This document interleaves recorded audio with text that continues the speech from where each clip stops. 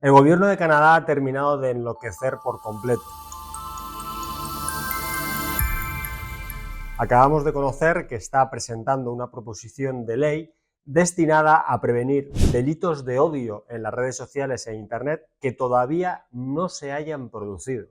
Es tal como suena. Es un poco tratar de replicar la película Minority Report, pero sin contar con las gemelas precognitivas que pudieran ver el futuro. Todo, por supuesto, por nuestro bien. O sea, nos controlan y limitan nuestras libertades individuales por nuestro bien. De hecho, uno de los mayores propulsores de esta ley es el propio presidente de Canadá, Justin Trudeau, que ha declarado que es un avance democrático sin precedentes porque logra aunar el derecho que tiene todo individuo a publicar material horrible pero legal, lo de material horrible pero legal son palabras suyas, con la necesidad de una supervisión y control de lo que se hace en las redes sociales. Aquí, ante estos temas, me recuerdan mucho las famosas palabras de Benjamin Franklin, que decía que todo aquel que está dispuesto a prescindir de su libertad a cambio de seguridad acaba sin libertad y sin seguridad. Desde luego hay que estar muy atento a este tipo de propuestas de ley, que esperemos que no pase el trámite parlamentario, aunque la verdad, dados los antecedentes de Canadá, soy bastante pesimista al respecto. ¿Cómo es posible que este tipo de noticias o este tipo de leyes sean capaces de ser propuestas sin que llamen demasiado atención del público general? Bueno, pues hay muchas razones. La primera es la euforia bursátil que estamos viviendo, la segunda es la fortaleza de las principales economías mundiales, que están siendo mucho más resistentes de lo esperado, y por último, la incapacidad que tiene esta sociedad moderna a mantener la atención en un problema más de 5 minutos seguidos. El ejemplo lo tenemos en las dos guerras que tenemos hoy en día. La de Ucrania va para el tercer año y el conflicto de Israel y Hamas está totalmente enquistado, y pareciera que nos hemos olvidado de ellas hasta que no salga alguna cosa muy relevante en los telediarios o en los periódicos que nos la recuerde. De todos estos puntos, el que sin duda tiene mucho más sentido y mucho más explicación de la situación actual es el de la euforia de los mercados bursátiles. La verdad es que los índices mundiales están en modo subida interestelar, ya lo estaban en 2023 y 2024 está continuando un poco la senda positiva de los últimos 12 meses. Si tomamos, por ejemplo, el Standard & Poor's 500, el principal índice bursátil de Estados Unidos, vemos cómo solamente en marzo ya ha subido un 3% adicional, acumula en estos primeros 3 meses del año más de un 10% de subida, y no solamente eso, ha logrado marcar 20 nuevos máximos históricos en lo que vamos de año, y a cierre de marzo llevaba más de 96 sesiones consecutivas sin haber registrado una caída intradía de más del 2%.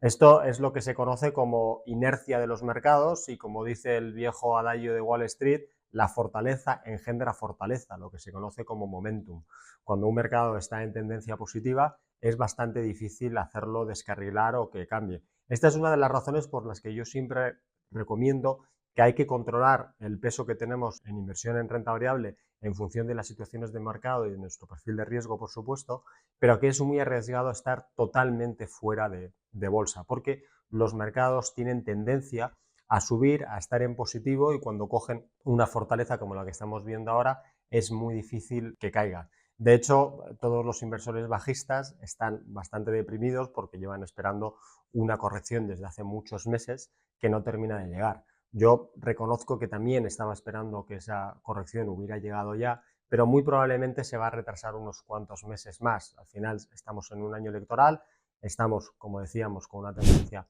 muy positiva de los mercados, y es más probable que en esos meses, digamos, tontos entre mayo y septiembre, sea cuando se produzca algún tipo de corrección. Es tan cierto que los mercados tienden a estar en positivo más tiempo de lo que están en negativo, como que es raro el año en el que no haya algún tipo de corrección dentro del año de aproximadamente un 10%. Yo no creo que vayamos a ver una corrección muy fuerte, pero sin duda algún tipo de caída sobre estos niveles, sin duda que la veremos en los próximos meses. De hecho, la fortaleza del mercado es tal que incluso podríamos decir que la salud de esta subida, o la calidad de esta subida que estamos viviendo, es mejor que la que vimos en 2023. Si recuerdan, en 2023 gran parte de la razón por la que las bolsas lo hicieron tan bien se circunscribía al sector tecnológico, a los 7 magníficos, las 7 empresas grandes, a Microsoft, Amazon, Google, Tesla, Netflix, etcétera, que lo habían hecho excepcionalmente bien y que había arrastrado a todo el índice, pero que si tú las quitabas del índice, quitabas esas del índice general, no lo hasta los últimos que también empezaron a hacer un poquito y de correlacionarse más con lo que estaban haciendo las empresas grandes. En 2024 la historia es distinta, la tecnología lo sigue haciendo bien, pero ya no es el sector líder, empiezan a haber otros sectores como industriales o como materiales básicos que están cogiendo el testigo del sector tecnológico y de hecho esto que se conoce como rotación sectorial es un síntoma de buena salud de los mercados, indicar que todavía al mercado le queda porque es mucho más que haya más componentes dentro de estas empresas estén contribuyendo a que los mercados, a que simplemente esté comprimido en una serie de pocos factores que lo hacen. De hecho,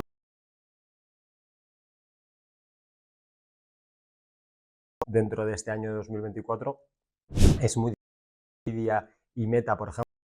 muy bien, mientras que Apple, Amazon y sobre todo Tesla están en negativo en el año con los índices positivos. O sea que ya no podemos decir que es un mercado de 7, sino que es un mercado mucho más amplio de lo que teníamos hasta ahora. Ante estas subidas tan espectaculares de los mercados, por supuesto, no están faltando las voces o las dudas o incluso los informes que hablan de una posible burbuja bursátil como las que vimos en años anteriores. Yo personalmente creo que no, y de hecho me baso bastante en un artículo reciente que ha publicado Ray Dalio, que es uno de los mejores gestores de inversión que hay en la actualidad, que obviamente nunca hay que coger estos temas como las tablas de la ley, pero es verdad que lo que dice en el artículo es bastante razonable. Él señala que para que un mercado bursátil esté en una burbuja, se tiene que dar una serie de características, además en un grado bastante amplio. Él cita 5 características. La primera es que los precios de las acciones o de los índices estén muy lo que deberían ser según las métricas de valoración, es decir, estén muy caras las acciones o los índices y que por tanto se espere que haya algún tipo de recorte. El segundo, que se estén dando unas condiciones insostenibles, por ejemplo, que en el pasado haya habido unos beneficios empresariales extraordinarios y se estén proyectando al futuro la misma magnitud de subidas en el largo plazo. El tercero es que hayan entrado un gran número de compradores nuevos simplemente un poco a la ola o al calor de la moda y de estas subidas que atraen a tantos inversores para participar del mercado. El cuarto es que muchas de esas compras hayan sido financiadas por deuda, que eso sería bastante peligroso, y el quinto, que haya un gran número de posiciones especulativas vía derivados. Estas 5 características no se dan en los mercados actuales en un grado alto y de hecho para mí las 2 más importantes serían las primeras, es decir, cómo de caro o barato está el mercado según las métricas de valoración y si se dan o no condiciones insostenibles. En este sentido, podemos fijarnos en lo que ha hecho el Standard & Poor's 500 desde el mínimo del ciclo anterior, que fue el año 2009, justo cuando estalló la crisis financiera. Desde ese momento hasta la fecha actual, el Standard & Poor's 500 ha subido, se ha revalorizado en un 650%. Ante estas cifras sería muy fácil pensar que estamos ante una burbuja porque la subida es espectacular. Pero ¿qué es lo que ha pasado con los beneficios empresariales del Standard & Poor's 500 en ese mismo periodo? Pues que ha subido un 1200%. Como no me canso de repetir, porque es muy importante, al final para determinar si algo está caro o barato o para tratar de prever a dónde va a ir al futuro el precio de una acción o de un mercado, lo que tenemos que fijarnos es en los beneficios. Y los beneficios están de momento pues respaldando todo lo que ha habido en el Standard & Poor's y continuar al menos unos trimestres más. Si tratáramos de comparar la situación con la burbuja.com de 2001, por aquello de que gran parte de la subida que estamos viendo está ligada al sector tecnológico, a pesar de esta rotación sectorial que estamos viendo en 2024, pero sin duda 2023 fue el sector más importante y no hay que olvidar que estamos ahora en el mundo, en la era de la inteligencia artificial y que las empresas de tecnología y disruptivas tienen una importancia capital en los mercados, pues esa comparación con la burbuja.com tampoco nos indica que podamos estar viviendo un episodio similar. Primero porque las condiciones en las que se valoran las acciones actuales nada tiene que ver con lo que pasaba en 2001. En aquella época se valoraba una acción no en función de los beneficios o de las ventas que tuvieran, que no las tenían en la inmensa mayoría, sino a partir del número de clics o el número de visitas en las recientes páginas web que nacieron en aquella época. Hoy en día todas las grandes empresas tecnológicas tienen una capacidad de generar beneficios absolutamente indudable y tienen unos crecimientos de los mismos que no se pueden obviar, con lo cual desde ese punto de vista las valoraciones están mucho mejor ahora que entonces. Y es que además, a pesar de la subida reciente, si uno comparara con lo que pasó entonces, y de hecho en el informe escrito les he puesto un gráfico al respecto, la subida que se vivió en los años 2000-2001 fue mucho más expansiva, fue mucho más bestial de la que estamos viviendo ahora, con lo que ni siquiera desde ese punto de vista una comparación digna. De hecho, por ejemplo, de Nvidia. Nvidia puede ser hoy en día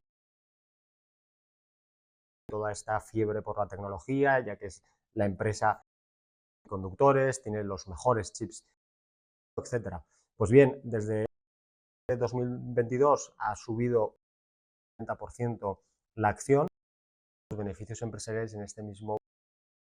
más de un 210%, entonces están totalmente respaldados. De hecho, la empresa Nvidia, a pesar de que ha multiplicado su precio por 20 en los últimos 5 años, en términos de valoración, en términos de PER, en términos de cuántas veces el precio incluye los beneficios esperados futuros de la acción, está más barata que hace 5 años. Eso lo que nos indica es que el crecimiento de los beneficios ha sido absolutamente espectacular, que explica y da sentido a esa subida tan increíble en el precio que probablemente va a continuar en los próximos meses e incluso años.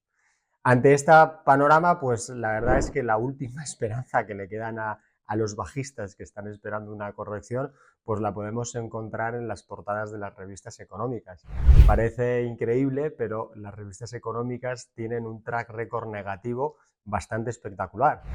Solo falta que ellos publiquen en portada algo referente a lo que van a hacer los mercados en el corto plazo, lo que va a hacer una tendencia en el corto plazo, para que pocos meses después suceda lo contrario. Recientemente hemos visto la publicación de 2 números de Economist y Barros, que en la portada precisamente hablan sobre la fortaleza que tienen los mercados y especulan hasta dónde van a poder llegar y cómo, pues digamos que los alcistas dominan el mercado. Yo no tendría mucha esperanza a que vaya a pasar una corrección muy pronto y muy fuerte, pero sin duda pues es un dato curioso que merece la pena revisarlo solamente por la fortaleza que está teniendo, ¿no? De lo que sí que me preocupa muchísimo más y creo que no se está hablando tanto es de otra subida absolutamente espectacular, una subida también parabólica y que tiene muy mala solución y tiene unas implicaciones muy fuertes para la economía y para la sociedad. Me estoy refiriendo al aumento de la deuda pública mundial y en concreto a la deuda en Estados Unidos, por aquello de que es la principal economía mundial, que ya vamos por los 34,5 trillones de dólares y lo que es peor es que cada 100 días se aumenta la deuda en $1 trillón nuevo. Está en un modo absolutamente disparado que tiene un impacto directo en los presupuestos públicos del país porque obviamente toda esa deuda hay que pagarla y los intereses de la deuda también están subiendo con bastante fuerza. De hecho, en los últimos 3 años se ha multiplicado, ha subido un 98% el peso de la deuda, lo que cuesta los intereses en la deuda americana. Es un problema muy grave porque no hay absolutamente ningún partido, ninguno de los dos principales candidatos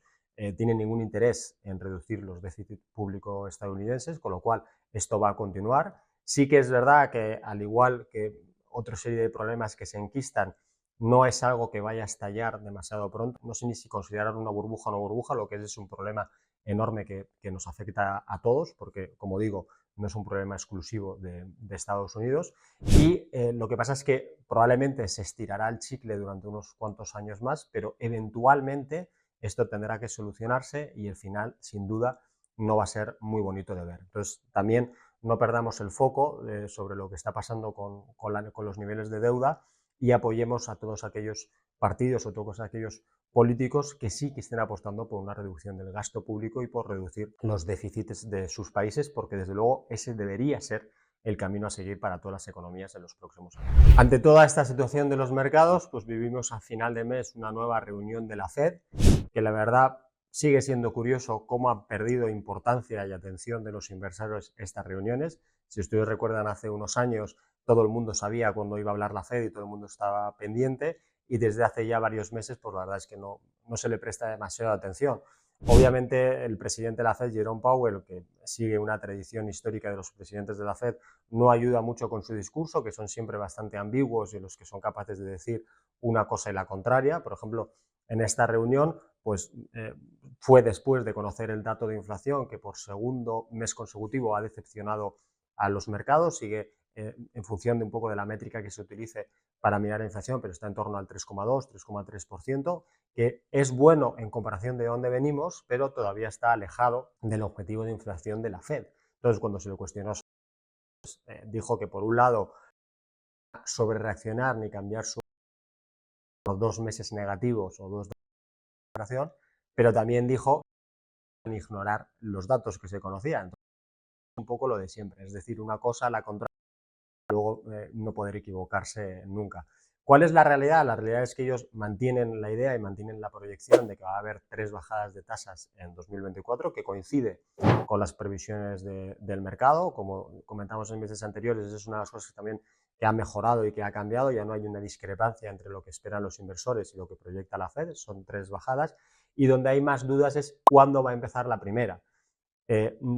Powell no fue muy explícito al respecto, el mercado todavía da una probabilidad superior al 50% de que la primera bajada sea en junio, pero es verdad que esta esperanza de que vaya a acabar a bajar ya tasas en la siguiente reunión, mes a mes cada vez va cayendo, cada vez la probabilidad que le da el mercado a esa bajada es cada vez más pequeña. Esto ya lo vivimos cuando subían las tasas en los años anteriores, que el mercado se equivocaba en dónde iba a parar y cuándo iba a terminar de subir, y ahora está pasando lo mismo con las bajadas, que también nos estamos equivocando en cuándo va a empezar y hasta dónde va a llegar. O sea, nada nuevo bajo el sol. A todo esto, pues el bono a 10 años en Estados Unidos, que yo lo utilizo bastante como proxy para ver cómo está la salud de la renta fija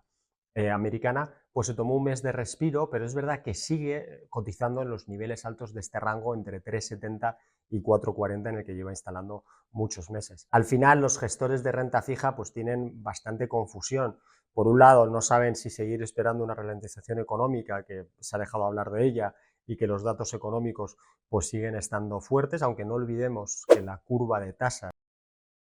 entre la tasa de 10 años y la tasa a 2 años sigue invertida. Se invirtió hace 2 años, en el de 2022, y la tasa invertida es el mayor predictor de una recesión económica y de una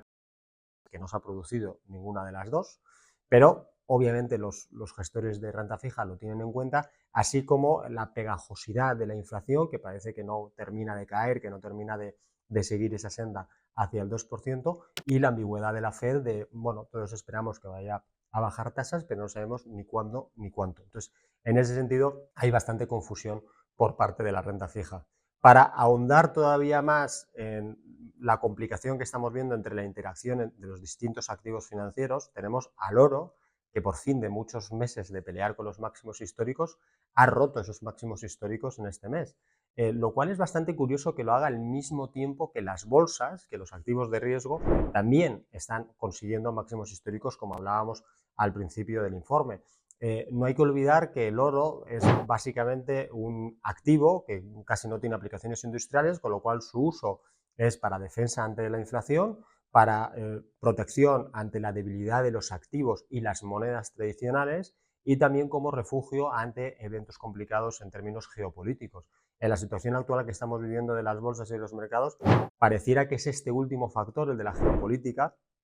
el que está impulsando más el precio del oro, pero también es curioso que una gran parte de los inversores ignora ese hecho, ignora los problemas y los riesgos geopolíticos cuando está valorando la bolsa, con lo cual en los próximos meses, en algún momento, esta, digamos, carrera en paralelo que están teniendo tanto el oro como las bolsas va a tener que terminar por algún lado, o la bolsa corregirá y el oro seguirá subiendo, o lo contrario. Pero es un tanto insostenible que sigan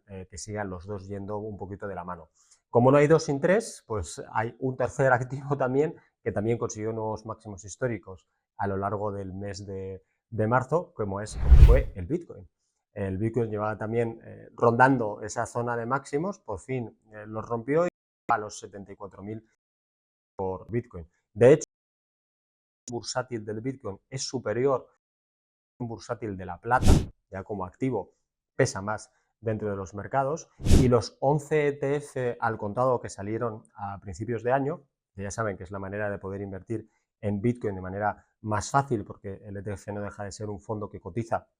y que es muy sencillo su compra, lo puede comprar en cualquier banco o en cualquier broker, pues esos 11 ETFs ya hoy en día, 2 meses después de salir al mercado, tienen más capitalización bursátil, tienen más inversiones, en torno a los 60 billones de dólares, que el ETF de oro por excelencia, el GLD, que lleva más de 20 años en el mercado. Esto sin duda habla muy bien a favor del Bitcoin, y gran parte o casi toda la subida que estamos viendo recientemente tiene mucho más que ver, en mi opinión, con los propios economics de Bitcoin, con lo que está pasando en el activo, que lo que está sucediendo en las bolsas y los mercados. Al final, pues estos nuevos ETFs spot ayudan a que la demanda pueda comprar Bitcoins de manera más sencilla, de manera más fácil, que antes era mucho más complicado con el tema de las wallets y demás, que ya saben que mi recomendación siempre es hacerlo de esta manera por los riesgos de seguridad, pero que es verdad que para el inversor más pequeño que no se quiera complicar la vida, pues comprar un ETF en su banco es muy fácil. Al mismo tiempo que tenemos el proceso de halving que empieza ahora en abril,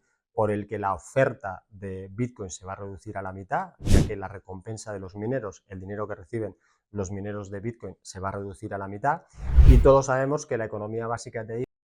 Bitcoin está cayendo al mismo tiempo que está subiendo, pues la única manera de ajustar precio al alza.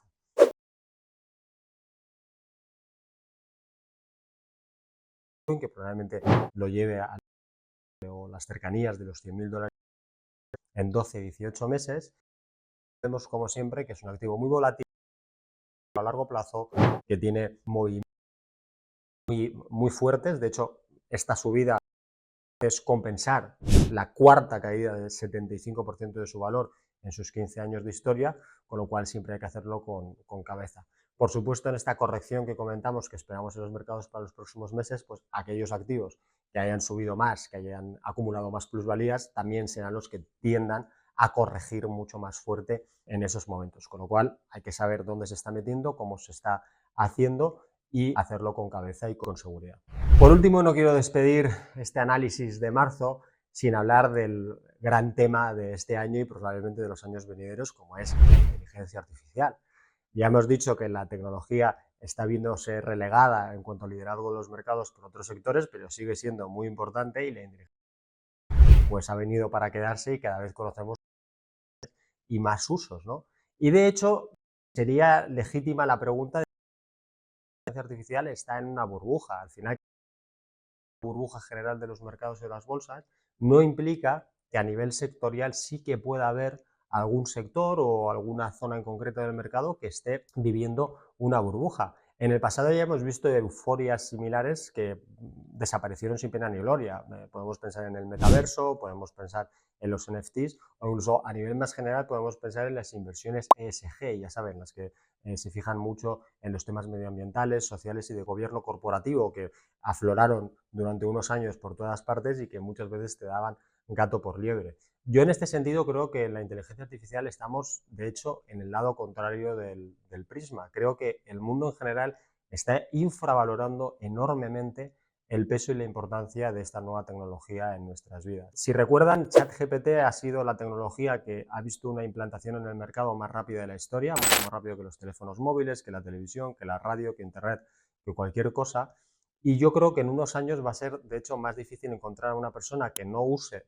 de alguna manera ChatGPT, aunque sea de manera no habitual, que lo contrario. Estas últimas semanas, la fundadora de ChatGPT, OpenAI, acaba de lanzar una nueva aplicación que se llama Sora. Ustedes saben que ChatGPT lo que te da es una serie de respuestas o de información, análisis en función del texto que tú pongas en la aplicación. Pues bien, Sora implica un salto adelante sobre lo que ofrece ChatGPT, porque lo que hace esta aplicación es producir vídeos hiperrealistas a partir de unas pocas líneas de texto. En el informe escrito les he puesto una imagen de un ejemplo, pero creo que si somos conscientes en el momento actual, implica este tipo de revoluciones. En los próximos años, el próximo de Steven Spielberg probablemente primeros pasos en Sora, una similar. De hecho, voy a ir más allá. En la siguiente década ganadores de Oscar, ganadores de Pulitzer o incluso ganadores del Nobel que sean algoritmos, que sean inteligencias artificiales. Y pueden pensar que estoy loco o que estoy exagerando, pero piensen, por ejemplo, en la última aplicación de MedLab 2, que es un algoritmo enfocado a la prevención y la detención del cáncer de páncreas. El cáncer de páncreas es uno de los cánceres más mortales, con peor previsión, y de hecho el momento más crítico para poder determinar la esperanza de vida de un enfermo de cáncer de páncreas es la detención temprana. Pues bien, esta inteligencia artificial en una muestra de 20.000 pacientes ha tenido un ratio de éxito en la detención temprana del cáncer de páncreas del 99,9%. Entonces, ustedes piensen o consideren si un médico, que sea virtual o no, tiene una tasa de éxito de prácticamente el 100% sobre una de las enfermedades más incurables, si eso se merece o no el Nobel de Medicina. Pues si hechos sin precedentes no medicina, no sé yo. El futuro que nos espera la inteligencia artificial es absolutamente esplendoroso y muy probablemente también repercuta en nuestra longevidad. Al final, la tecnología y la esperanza de vida del ser humano están muy ligadas. Lo hemos visto desde el año 1800, que empezó la revolución industrial, pasando por todas las revoluciones médicas del siglo XX en cuanto a vacunas, antibióticos, medicina moderna, cuidado personal, etc. Esto ha hecho que en ese periodo de tiempo la esperanza de vida del ser humano se haya multiplicado por más de 2 veces, desde los 30, 30 y pocos años hasta más de los 75 años actuales. Entonces, si proyectamos todo lo que está viniendo, toda la tecnología que va a apoyar también no solamente a los sectores industriales y económicos, sino también a temas de salud, pues lo que podemos esperar en el futuro es una vida mucho más longeva, mucho más próspera y mucho más beneficiosa que la actual. Les dejo con una frase de uno de mis gestores favoritos, que se llama Peter Diamandis, en el que dice que el futuro no se predice, sino que se crea. Espero que hayan disfrutado y nos vemos dentro de unas semanas.